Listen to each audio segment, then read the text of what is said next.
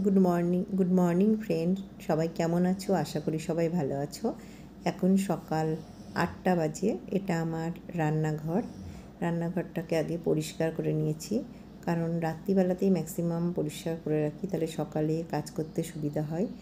আর সব সময় খাবার দাবার যেহেতু রান্না করি, সেটা পরিষ্কার পরিচ্ছন্নতাভাবে করলে বেশি ভালো লাগে, মনটাও ভালো লাগে।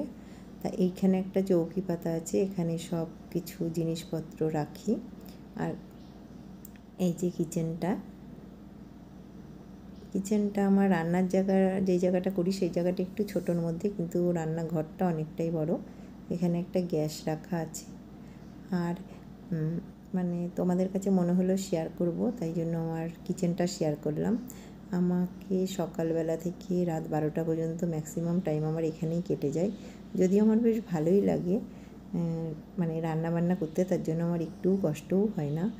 আর এইখানে আছে দুটো, রান্নাঘরের মধ্যেই এখানে দুটো ফ্রিজ আছে, একটা নিরামিষ একটা আমিষ। একটা যে নিরামিষ ফ্রিজ আছে তার মধ্যে শুধু আমি আইসক্রিম পাতি কেক টেক রেখে দিই। এটা আমার নিরামিষ ফ্রিজ, নানান রকম ফ্লেভারের আইসক্রিম পাতি।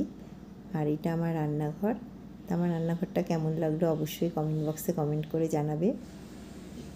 আর রান্নাঘরের মধ্যে একটা ওটিজি আর দুটো মাইক্রো ওভেন রাখা আছে, কারণ ওটিজি তোমরা জানো আমি কেক কুকিজ সব কিছু বানাই।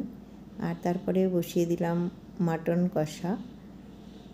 কষা বসিয়েছি। আর করবো চুনো মাছের চচ্চড়ি আর তেলাপিয়া মাছ, আর আগে কাতলা মাছটাও করে নিয়েছিলাম। আর এদিকে ভেন্ডি ভাজা বসিয়েছি, আর বরবটি আলু ভাজাটাও করেছি।